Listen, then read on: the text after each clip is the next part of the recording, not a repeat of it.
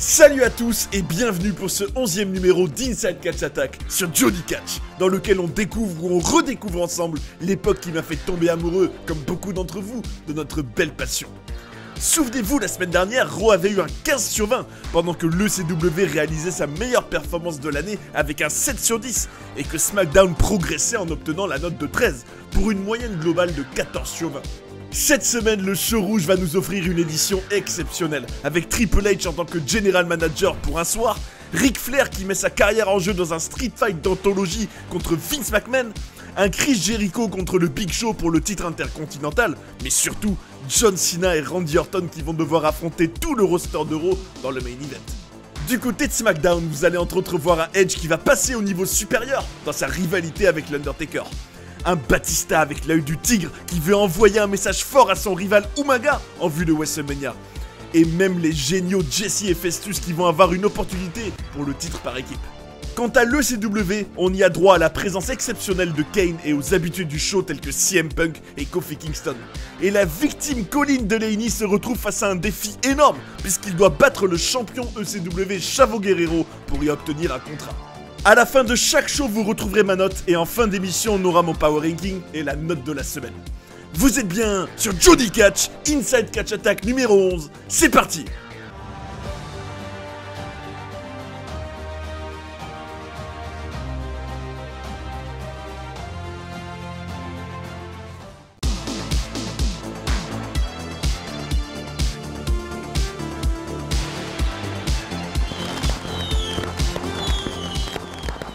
À moins de 2 semaines de WrestleMania 24, on a un match complètement dingue pour notre main event de ce soir, avec Randy Orton et John Cena en équipe contre le roster de Raw en entier. C'est absolument incroyable ce qu'on va avoir. Alors que je vous le rappelle, Triple H est en charge de cette édition du show rouge, dans le cadre du Triple Threat Takeover lancé par William Regal il y a 3 semaines. Si je vous dis sol multicouleur, chaise haute, Géritron 6000 et animateur chaud comme la braise, vous me répondez Chris Jericho bien entendu. Vous l'aurez compris, on démarre très fort avec un highlight reel de Y2J qui reçoit ce soir celui qui change d'attitude comme de chaussettes, le Big Show. Personne n'aime Floyd Mayweather. Personne dans notre vestiaire ne l'aime. Ses propres collègues ne l'aiment pas. Personne dans le public ne l'aime et j'aimerais qu'il comprenne dans quelle panade il s'est fourré. Laisse-moi t'utiliser comme exemple, Chris. Tu es une immense superstar et tu es bien meilleur dans le ring que Floyd. Pourtant, tu ne tiendrais pas plus de 2 minutes avec moi. Alors, imaginez un peu Mayweather, déclare le géant qui provoque une réaction mitigée chez Y2J. Laisse-moi te rappeler à qui tu parles là. Je suis Chris Jericho, Y2J, le premier champion incontesté. J'ai battu The Rock et Steve Austin dans la même soirée pour le devenir. Et à WrestleMania, je vais devenir Monsieur Money in the Bank, rétorque le Canadien avec brio. Attends une seconde Napoléon, calme-toi une seconde. J'ai pas dit que tu étais Floyd Mayweather. J'ai dit que tu étais la version WWE de Floyd Mayweather. Tu es bruyant, irrespectueux, arrogant, et tu te vois bien meilleur que tu es. Poursuit l'athlète le plus large au monde avant de proposer un match à Jericho pour son titre intercontinental, ce qui ravit la foule. Y2J dit au géant qu'il aura ce qu'il a demandé ce soir, et c'est donc signé. Chris Jericho contre le Big Show pour la ceinture intercontinentale. Mesdames et messieurs, on a entendu de sacrées annonces de la part du président de la WWE plus tôt dans la journée. Nous annonce Jim Ross et Jerry Lawler qui a ce soir un superbe pull, bon sang. Quelle classe. Je pourrais mettre un terme à la carrière de Ric Flair ce soir. Voilà ce qui va se passer. Ce sera Ric Flair contre moi ce soir. Après tout, c'est moi qui ai lancé cette idée de dernier match fatal pour lui. Ce soir, c'est son dernier match. Moi en 1 contre 1 contre Ric Flair. Je vais mettre un terme à sa carrière dans un street fight, annonce le grand patron. Le Kid de Chicago fait son entrée alors qu'on nous montre le superbe WWE Magazine de ce mois-ci, dans lequel il y a l'attaque sournoise qu'avait faite Punk sur Chavo, déguisé en mariachi à l'ECW il y a quelques semaines. Face à lui ce soir, l'homme qui crache au visage de ceux qui refusent d'être cool, Carlito. Et on retrouvera ces deux-là dans le Money in the Bank match de WrestleMania. Rapidement dans la rencontre, Carlito porte un magnifique dropkick sur Punk en plein air, alors que ce dernier lui avait mis son coup de genou dans le coin quelques instants auparavant. La superstar Straight Edge va contrer un saut de l'homme des Caraïbes en JTS pour s'offrir une belle victoire. Salut les mecs, c'est votre poteau Snoop Dogg, D.O.G. Et personnellement, je pense que Maria a fait une erreur en posant pour Playboy et en se montrant dénudée. Attends une minute, j'ai pas dit ça. Qui a écrit ces conneries? Coupez, coupez, coupez. Monsieur Snoopy the Dog, tu es un rappeur et l'animateur d'un show de télé-réalité. Moi, je suis la WWE Superstar Santino Marella. Je crois que j'en sais un peu plus que toi concernant WrestleMania. Alors, suis le script, ok? Mais qu'est-ce que tu racontes? J'en sais autant que toi sur Playboy et WrestleMania. Donc si Candice et Maria veulent faire ce qu'elles veulent faire, c'est ok pour moi. Arrête de me les briser, mec. Je suis concentré sur WrestleMania. La superbe musique de notre GM William Regal résonne dans l'arène. Et ce soir, il a prévu un petit entraînement pour Umaga. Ou plutôt, Umanga, comme il le dit. Notre bête sauvage va affronter London et Kendrick. Et vu son humeur ce soir, j'aimerais pas être en face de lui. Le Samoan Bulldozer attrape les deux hommes sur les épaules pour un énorme double Samoan Drop sous les yeux ébahis des commentateurs qui n'en croient pas leurs yeux. À un moment, Kendrick va prendre la fuite sous les huées du public et laisser son acolyte Paul London se prendre un Samoan Spike d'anthologie et perdre le match. Regal regarde Umaga célébrer sa victoire sur sa télévision quand Triple H arrive à ses côtés. Je regardais Brian Kendrick abandonner son partenaire ce soir et je me disais, et si Orton ou Cena faisaient pareil ce soir? Demande Regal à The Game. Le ce weeb l'assassin a pensé à tout. Si Cena quitte Orton, alors il n'est plus dans le match à WrestleMania. Et si Orton quitte Cena, alors il perd immédiatement son titre qui sera remis en jeu à WrestleMania entre lui-même et John Cena. Malinx le lynx. Je suis gêné de recevoir ce genre de distinction, mais je vais l'accepter pour toutes les WWE Superstars, sans qui rien de tout ça ne serait possible. J'aimerais aussi remercier tous les fans de la WWE dans le monde. Mais le plus important, c'est que j'aimerais me remercier moi. Je ne sais pas vraiment ce que cet award signifie. Ça veut dire que je suis une star? Je suis la plus grande de tous les temps. Merci beaucoup, déclare le grand patron qui a maintenant sa propre étoile à Hollywood Boulevard. Shawn Michaels est dans les vestiaires du Cajun Dome et Ric Flair apparaît excédé. Tu n'as pas de match ce soir, alors qu'est-ce que tu fais là? Tu n'as pas de match, tu n'as rien à faire ici? Tu es peut-être Mr. WrestleMania, mais tu ne me battras pas. Je sais pas pourquoi tu es là, tu veux t'assurer qu'il ne m'arrive rien parce que Vince McMahon va tout faire pour mettre un terme à ma carrière. Je t'ai déjà parlé de la compassion et de la pitié, je veux pas en entendre parler. Je veux plus te voir d'ici notre match à WrestleMania. Ce soir, selon les propres mots de Vince McMahon, il n'a aucune chance en enfer, martèle le Nature Boy qui laisse un HBK préoccupé dans le vestiaire. Emmené jusqu'au stage par sa belle limousine blanche, c'est l'heure de retrouver John Bradshaw Layfield, son chapeau, sa serviette autour du cou et son fameux gilet Nike. Aujourd'hui, j'ai scruté le roster de la WWE et j'ai trouvé l'homme le plus rude de la compagnie. Le gars qui met le feu à l'ECW, Colin Delaney. Viens ici, Colin, ne laisse pas ce manque de musique et de pyro te distraire. Tu as l'opportunité ce soir de rendre toute l'Irlande fière et heureuse, déclare le Texan avant de se prendre une droite par l'ex-Bobby. Mauvaise idée, ça va mettre JBL dans une rage intense et il va le tataner à coups de big boot, coup de la corde à linge et une close line from hell absolument démentielle. 1, 2, 3. Il est votre vainqueur, John Bradshaw Layfield, annonce Lillian Garcia. Si tu crois avoir une seule chance de me battre à WrestleMania, Finlay, tu n'as qu'à regarder cet homme étalé sur le ring, lance Bradshaw à son futur adversaire face caméra. Wow! Ric Flair dévale la rampe alors que Lillian Garcia nous rappelle que Ric Flair joue sa carrière dans ce match. Monsieur McMahon a tronqué son beau costume pour sa tenue de combat et j'adore comme la musique de Vince démarre directement sur une note qui annonce déjà toute la brutalité et le vice qui s'en viennent avec lui. L'arbitre ordonne qu'on fasse sonner la cloche et c'est parti pour ce street fight dans lequel tout est possible. Le Nage démarre le combat à la fleur au fusil en enchaînant les coups de poing sur Vinnie Mac qui s'enfuit dans le public. Quelques instants plus tard, le grand Manitou va dégommer le crâne de Flair avec un moniteur qui va immédiatement lui ouvrir le front. Monsieur McMahon a une chance en or de mettre fin à la carrière de Ric Flair, redoute Jim Ross. On y est peut-être, surenchérit Jim Ross, mais Ric Flair se relève au compte de 2. McMahon va exploser un couvercle de poubelle sur Ric et la légende se relève à 2,9. Oh mon dieu, hurle JR. Vince enchaîne avec d'énormes coups de kendo stick. Ça pourrait être maintenant, ça pourrait être maintenant, craint Jim Ross, mais le maître du figure 4 leg lock se dégage encore à la 11e heure. C'est maintenant une chaise que le grand patron va chercher sous le ring pour tataner l'homme dont la carrière ne tient plus qu'à un cheveu. 1, 2, et bon sang, c'est Shawn Michaels. Shawn Michaels vient de tirer la jambe de l'arbitre pour arrêter le tombé. Le Big Boss a plus d'un tour dans son sac, et c'est à présent une table qu'il positionne sur le ring, non sans mettre un bon gros coup de pied à Flair au passage. Des wow, wow, wow. résonnent dans le public comme si ces derniers tentaient de réveiller la flamme qui sommeille en flair. Et ça fonctionne. Un low blow, un second low blow, Nate met Vince sur la table et lui saute dessus depuis la 3e corde. 1, 2, 3. Il est votre vainqueur, le Nature Boy, Ric Flair, annonce Lilian Garcia. Et franchement, on a eu très chaud ce soir. Quelle intensité, quelle tension ce match, waouh! Par contre, je me demande bien comment la légende va réagir en apprenant que Michaels lui a sauvé un tombé, bon sang.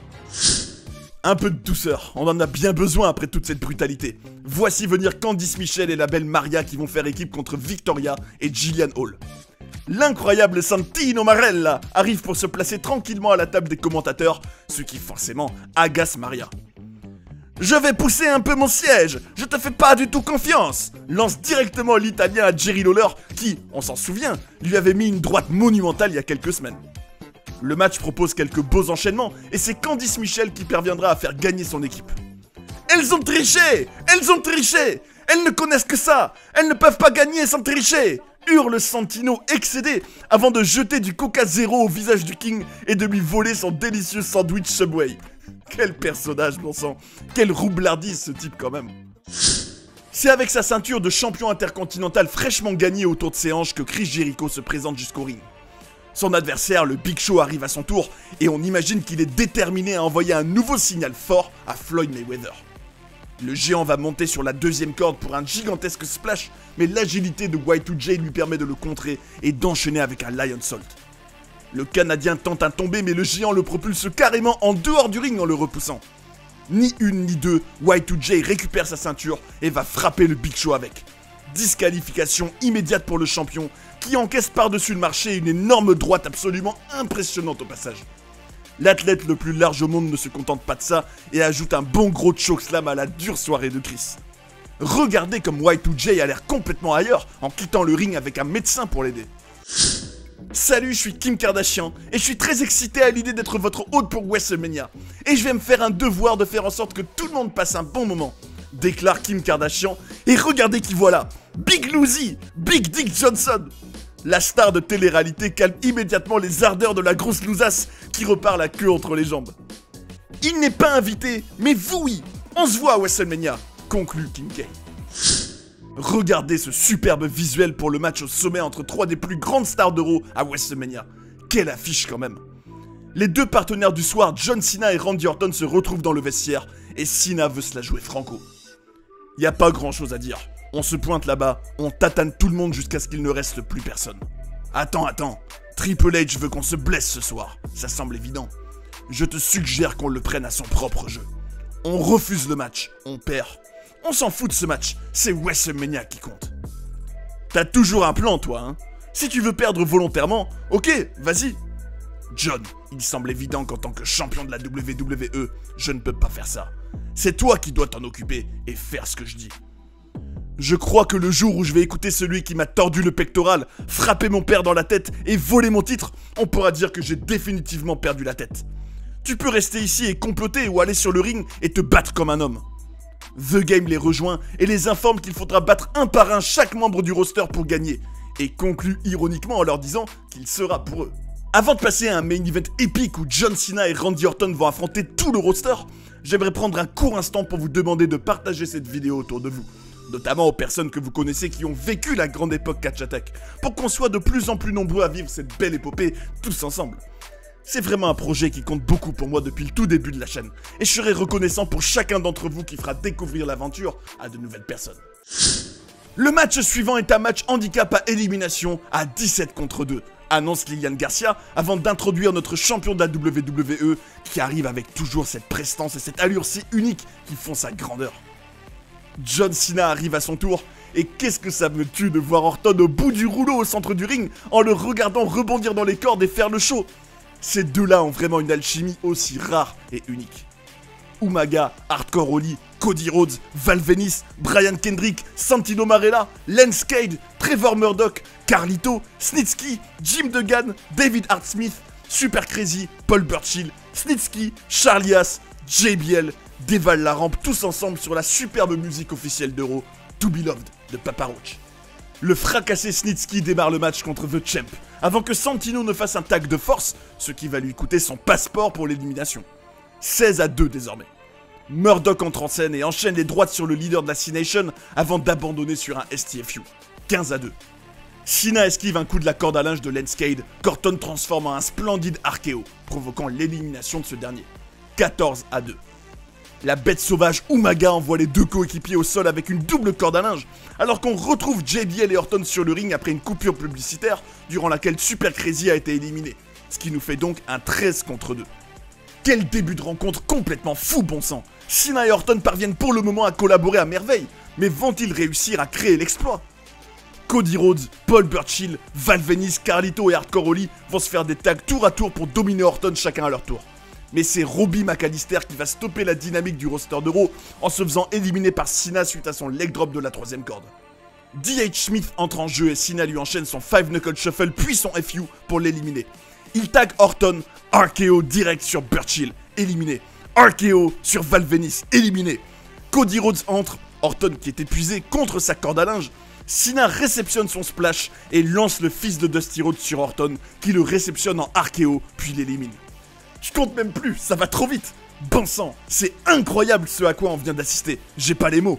Ce qu'il reste du roster est excédé et tous les participants sauf Umaga et JBL entrent en même temps pour tataner Cena et Orton. Disqualification du roster par l'arbitre. Le rappeur va chercher une chaise et envoie coup sur coup Holly, Snitsky, As et Carlito au sol, avant de se prendre un Samoan Spike par Umaga. JBL demande au Samoan de tenir le leader de la C-Nation pour qu'il puisse lui mettre un coup de chaise. Le Samoan s'exécute, mais Cena esquive. Le coup de chaise atterrit sur le Texan qui prend ses jambes à son cou, poursuivi par la bête sauvage qui avait mis un Samoan Spike à Orton au passage. Bon sang, bon sang, bon sang, quel carnage, quelle adrénaline. Mais c'est quoi ce truc? J'ai l'impression d'avoir regardé un film d'action depuis un quart d'heure. It's time to play the game, peut-on entendre résonner dans l'arène. Triple H débarque dans le ring avec un air si satisfait de lui-même, c'est énorme.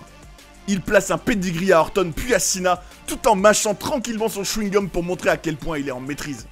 Le show se termine par The Game qui pointe le logo de WrestleMania avec le titre de la WWE dans la main, avant de faire une pause hyper puissante dont il a le secret. Bon, moi je vais aller me prendre un bon verre d'eau avant de vous annoncer la note du show. Quel main event, j'en reviens toujours pas.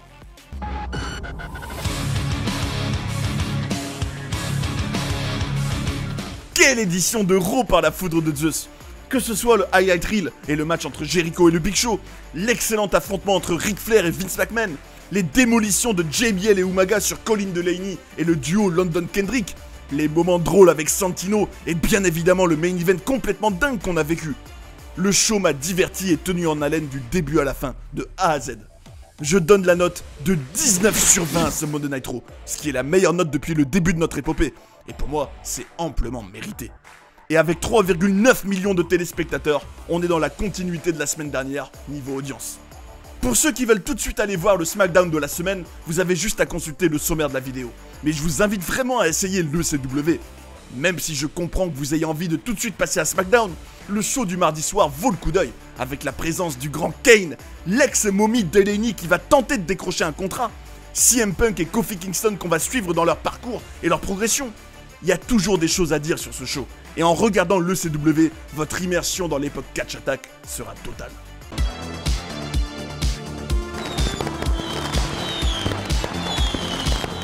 Kane et ses explosions de feu démarrent cette édition du show gris et rouge, dans lequel Joey Styles nous rappelle immédiatement que Chavo Guerrero affrontera le gagnant d'une Battle Royale avec 24 superstars à WrestleMania 24.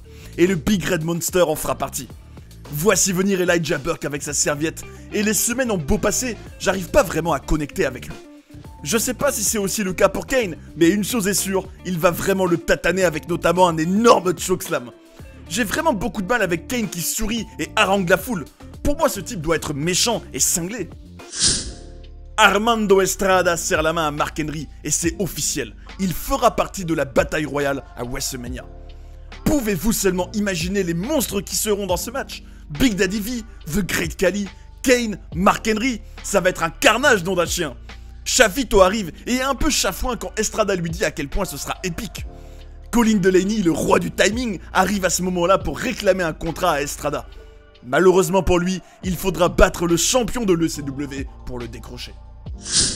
Le virevoltant Kofi Kingston arrive pour affronter James Curtis, qui est déjà dans le ring. Et on reprend donc la boucle Kofi versus un homme paillasson. Vous connaissez déjà la chanson par cœur. Le Jamaïcain va facilement remporter l'affrontement après plusieurs mouvements de haute volée et son redoutable Trouble in Paradise. CM Punk essaye de provoquer une transformation de Festus tel The Amazing Floris Partez dans le vestiaire, mais sans succès. Seul le son de la cloche peut rendre ce mec complètement extrême, l'informe Jesse sous le regard fasciné du Kid de Chicago. Celui qui a validé son billet pour le Money in the Bank match face à son propre partenaire The Miz fait son entrée. L'équipe n'est pas brisée pour autant, et les deux hommes vont faire équipe avec le Gold Standard pour un match en 3 contre 3 face à CM Punk, Jesse et Festus. Ding ding ding! Et voilà l'incroyable transformation! J'adore cette gimmick, parce que ça permet vraiment de démarrer les matchs de manière explosive. Même quand Jesse fait le tag à Festus, on le voit bouger de droite à gauche dans le coin. Il ne tient pas en place. La foule réclame CM Punk, qui va les remercier de fort belle manière avec un superbe moonsault sur Miz et Morrison à l'extérieur du ring. Festus va ensuite balancer Shelton Benjamin sur ces mêmes Miz et Morrison, mais aussi sur le pauvre Punk qui se relevait tranquillement après son moonsault. « Hé, mais je suis avec toi moi !» lui fait savoir le Kid de Chicago.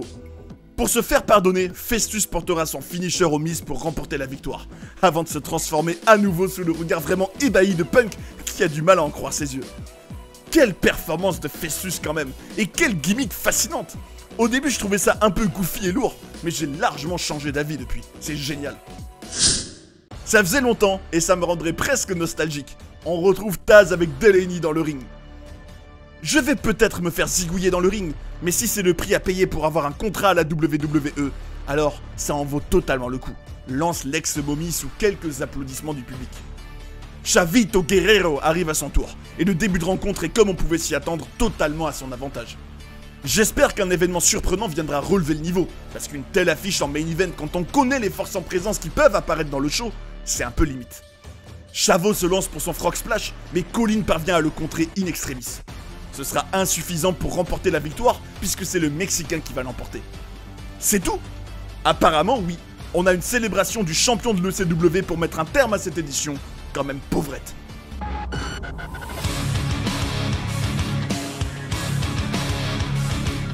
Je retiens seulement le 3 contre 3 fort sympathique dans ce show auquel je mets un 2 sur 10. J'ai rien à dire de plus. Pour une émission qui avait intéressé 1,4 million de téléspectateurs, soit environ 100 000 de plus que la semaine dernière. C'est vraiment scandaleux d'avoir eu ça quand on voit le show offert il y a une semaine et auquel j'avais mis 7, soit sa meilleure note depuis le début.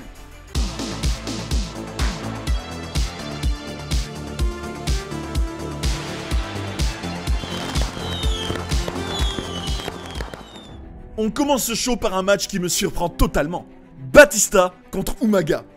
Sur SmackDown vs Raw 2008 de THQ, mon premier amour et un jeu à jamais gravé dans mon cœur. Place au vrai Big Dave Batista à présent, qui va affronter ce soir l'équipe formée par Juice et Domino, pour une fois sans Sherry. Regardez l'œil du tigre de Big Dave. Ce soir, il n'a qu'une seule chose en tête, tataner. Batista a dû voir le carnage qu'a fait Umaga au dernier Raw, et veut sûrement en faire de même ce soir, commente le coach. L'animal démarre la fleur au fusil en se jetant sur ses adversaires avant de leur asséner un spear, puis un spinebuster, suivi d'une bonne grosse Batista bombe. L'animal rugit de toutes ses forces et est prêt pour WrestleMania. L'animal est passionné, déterminé, on dirait même qu'il est possédé, il est prêt à affronter Umaga. Ça va être irréel ce qu'on va vivre à WrestleMania, confirme Michael Cole. Maryse n'arrive pas à croire que Sherry est encore dans le concours de diva, et pas elle, et lui fait quand même une déclaration cinglante. Sherry, tu n'es pas une diva, tu es une chienne. C'est le bien-aimé Teddy Long qui est l'hôte du concours de diva ce soir. Et c'est ma favorite Eve Torres qui entre en premier, suivie par Sherry, Victoria et Michelle McCool. Ce soir, les divas pourront se départager avec un bras de fer. Victoria et Eve démarrent. À vos marques, prêtes, partez, lance Jimmy Corderas. Eve prend l'avantage, mais Victoria gagne avec un coup aussi sec que fatal. Michelle bat Sherry assez facilement dans le deuxième match, et on a donc notre finale entre McCool et Victoria. Et c'est la blonde qui l'emporte. Bravo à Victoria dont je suis vraiment pas fan, mais qui a vraiment vécu l'épreuve à fond. C'est maintenant l'heure de connaître la diva éliminée suite aux épreuves de la semaine dernière, et justement, c'est Victoria qui prend la porte. Adios chicos, comme dirait Fred Hermel. Voici venir celui qui fera face au boxeur Floyd Money Mayweather à WrestleMania 24. Et ce soir, il sera face à Chase Stevens, Andy Douglas et Luke Hawx dans un handicap match. Je suis sûr que Floyd Mayweather a vu ce qui s'est passé à Raw lundi avec le Big Show et Jericho, et qu'il se dit « Mais qu'est-ce qui va m'arriver à WrestleMania ?» commente Jonathan Coachman pendant que le géant ne fait qu'une bouchée de ses 3 opposants. Le géant remporte facilement ce qui est finalement un simple entraînement de routine pour lui, avec son énorme droite qui est vraiment impressionnante. Je dois dire que je suis pas vraiment fan quand un colosse s'allonge au sol pour faire un tombé. Je préfère qu'il reste debout et fasse le tomber avec sa jambe. Si je vous dis épaisse fumée blanche, manteau long et belle chevelure saillante, vous me répondez Edge. Et vous avez tout à fait raison, le voici qui arrive avec ses sbires. Regardez la réaction du Canadien lorsqu'il découvre qui est son adversaire. Devinez de qui il s'agit. 3, 2, 1, voici Funaki. La Retidar Superstar va avoir un combat plutôt serein face au japonais et interrompra lui-même son propre tombé au compte de 2. Edge sait ce qu'il fait, déclare le coach, avant que le Canadien ne se mette à faire le geste de l'Undertaker, puis carrément son Tombstone Piledriver. 1, 2, 3. Undertaker Edge remporte la rencontre, et Michael Cole se demande s'il n'est pas suicidaire après ce qu'il vient de faire. Il y a 2 semaines, j'ai dit que j'allais battre l'Undertaker, et c'est exactement ce que j'ai fait. Je n'ai jamais perdu contre l'Undertaker, que ce soit dans un match ou dans un de ces jeux stupides. Et c'est pas maintenant que ça va commencer. Ce soir, j'élève mon jeu à un autre niveau, et d'ici la fin de la soirée, vous allez tous réaliser de quoi je suis capable. Menace Edge dans une déclaration qui laisse quand même planer un certain mystère. Je suis bien curieux de ce que le Canadien nous concocte. C'est l'heure du VIP Lounge et l'invité de ce soir est celui qui, je cite MVP, a créé le Money in the Bank match, est le champion intercontinental et est quelqu'un de très respecté à la WWE. Jusqu'ici, on peut pas lui donner tort. Le champion des États-Unis va ensuite s'auto-congratuler pour tous ses accomplissements avant de nous promettre de décrocher la mallette à WrestleMania. Soyons sérieux, je suis meilleur que Morrison, meilleur que Benjamin, bien meilleur que Mr. Kennedy, meilleur que CM Punk, meilleur que Carlito, et bien sûr, je suis meilleur que Martel Mr. 305 avant d'être interrompu par la musique de son invité. Tu allais dire que tu étais meilleur que Chris Jericho, et je pouvais pas te laisser continuer à dire des bêtises devant mes Jerichoholics ce soir. Il n'y a rien que je déteste plus qu'un bouffon avec une grande bouche qui radote dans son propre talk show. Permets-moi de me présenter. Oh, je sais qui tu es, je t'ai invité ici. Tu es Chris Jericho. Tu es le 8 fois champion intercontinental, ancien champion du monde incontesté. Tu es l'Ayatollah of Rock'n'Rolla. Tu es Y2J. Et tu es l'homme qui s'est fait clouer au sol lundi soir par le Big Show. Alors, tu es si fan que ça? Oh, je suis pas juste un fan, je suis la personne la mieux payée dans « Moi aussi, je sais tout à propos de toi ». Regarde-toi avec tes chaînes, ton bandana, tes boucles d'oreilles. Et tu as de la chance que tes parents t'aient appelé Montel Vontevious Porter, MVP. Imagine un peu s'ils t'avaient appelé Zachary Ignatius Taylor, ZIT. Tu pourrais quand même pas animer le ZIT Lounge. Et imagine un peu s'ils t'avaient appelé Luther Octavius Samson Ernest Rogers, Loser. J'ai encore pire, imagine un peu.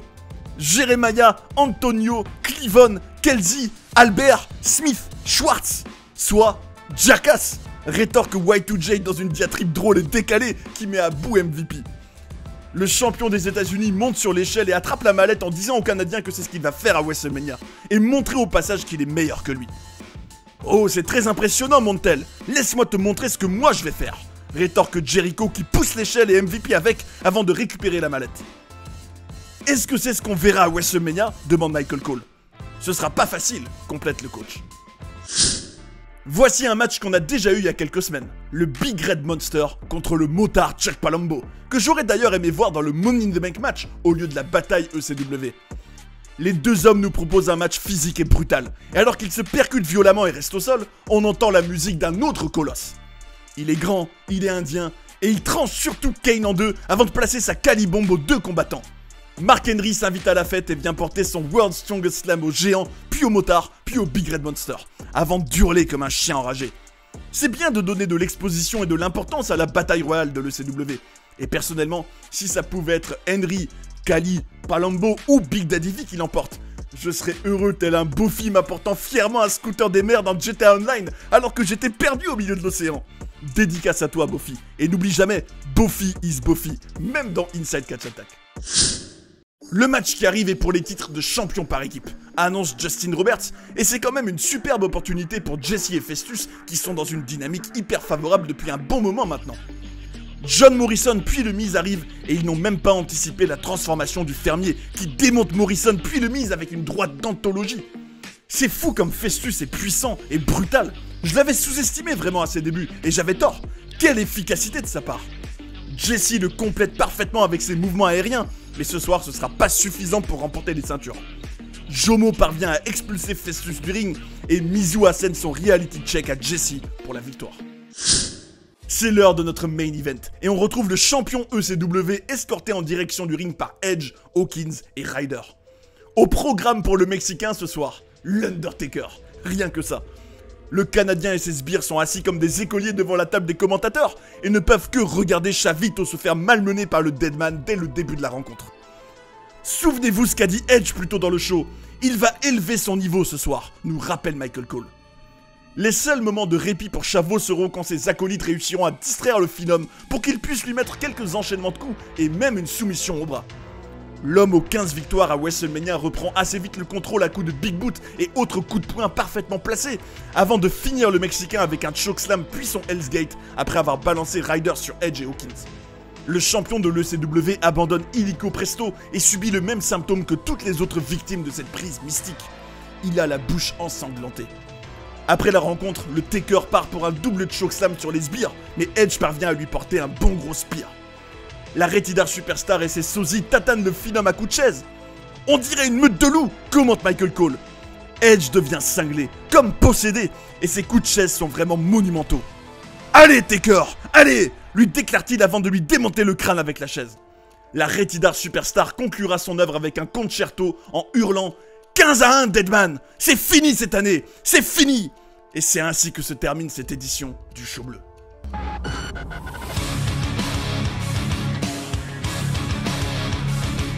Ce SmackDown du 21 mars 2008 était dans la continuité de la semaine dernière. Je retiens surtout le highlight reel entre Jericho et MVP, le match pour les titres par équipe, et je dois dire que le Edge Funaki était divertissant grâce à l'attitude du Canadien, qui m'a également ébloui dans une fin de show très captivante.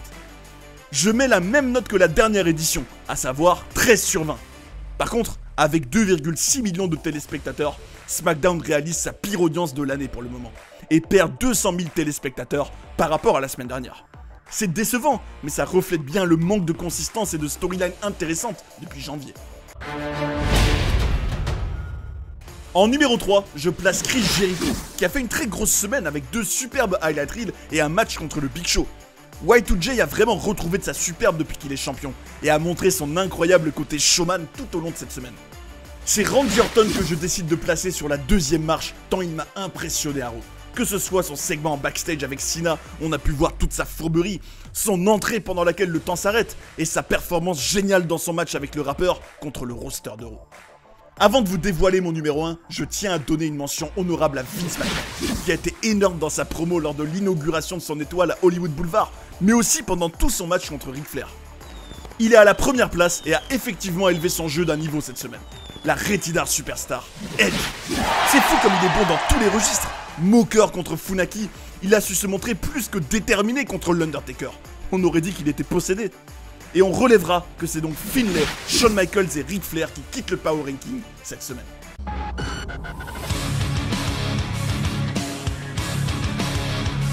Avec un Raw qui a décroché l'incroyable note de 19 sur 20, l'ECW qui récolte un faible 2 sur 10 et SmackDown qui reste stable à 13 sur 20, on a une moyenne de 13,6, ce qui est quasiment comme la semaine dernière, mais avec une configuration bien différente entre Raw et l'ECW.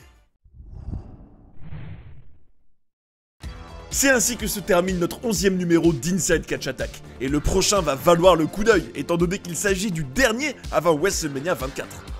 Qui va définitivement prendre l'ascendant dans chaque rivalité avant le clash ultime au showcase des Immortels? Qui de Triple H, John Cena ou Randy Orton va avoir le dernier mot avant leur triple threat au sommet? Comment l'Undertaker va-t-il réagir à la tatane qu'il a subie de la part de Edge? Va-t-on avoir de nouveaux rebondissements dans cette route vers WrestleMania 24 déjà captivante? Vivement le prochain numéro en tout cas. Et cette semaine, on peut dire que Raw a probablement atteint son point culminant dans ce début d'année 2008. Pouvez-vous seulement imaginer un show dans lequel littéralement rien était inintéressant et on a eu droit à 1h30 de divertissement, d'enjeux, de star power, de charisme? Que demander de plus? Ça reste par contre dommage que SmackDown n'ait jamais réussi à se mettre à la hauteur pendant toute cette route vers WrestleMania. À moins que la prochaine édition soit extraordinaire, sait-on jamais. Et le CW, quelle déception après le show encourageant de la semaine dernière.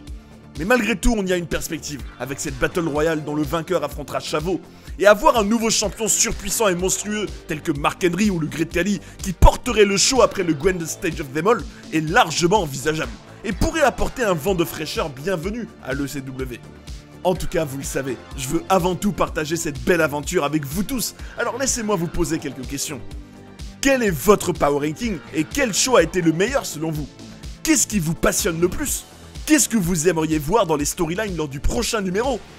Est-ce que revoir cette époque Catch Attack remplit votre cœur de nostalgie? Venez dire tout ça dans les commentaires. Pensez à tataner le bouton like au passage et abonnez-vous pour ne rien rater de cette grande épopée. Vivons ensemble cette merveilleuse aventure chaque semaine et je suis impatient de découvrir la suite au prochain numéro!